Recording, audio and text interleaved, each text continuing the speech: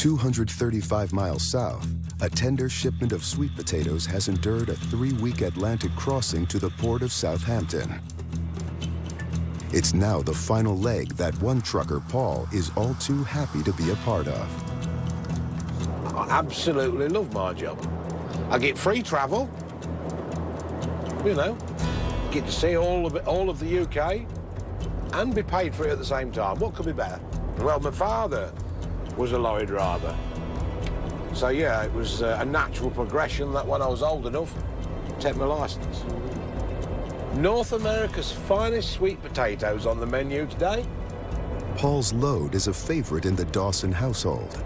My wife makes a lovely stew, chops them into little cubes so they absorb the gravy. Cannot tell you the method, it's top secret. I would have to kill you.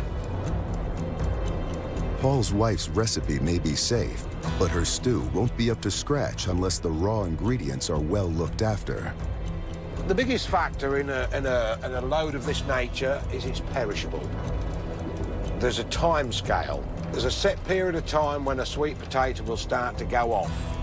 Taste and texture will quickly deteriorate if they're not transported correctly. Obviously, unplugged, unrefrigerated over a great length of time, the temperature will rise within the refrigerated unit and the shelf life will be reduced of the sweet potato.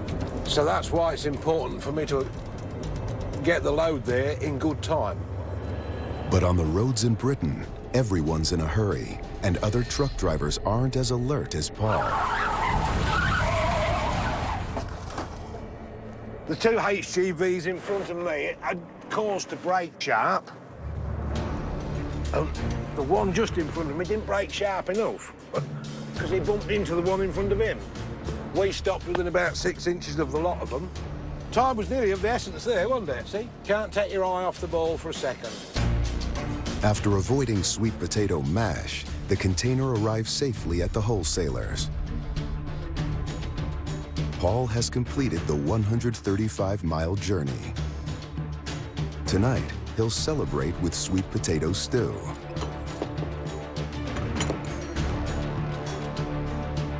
But the company will only accept the sweet potatoes if they've arrived in pristine condition.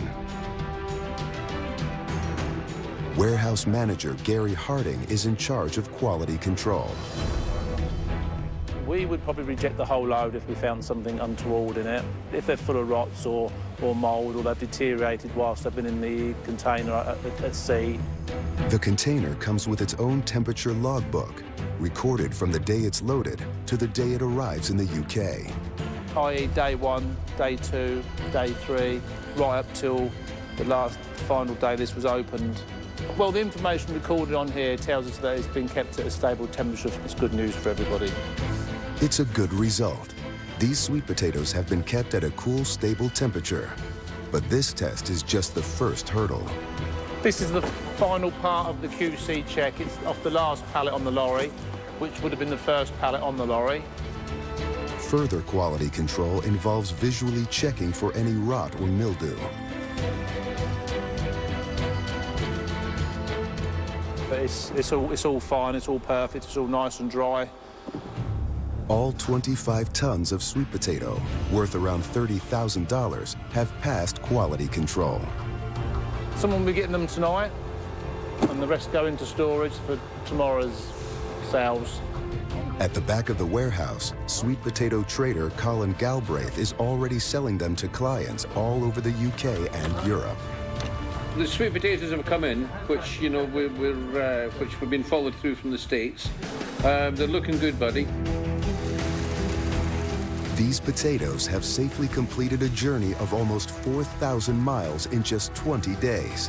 From the fields of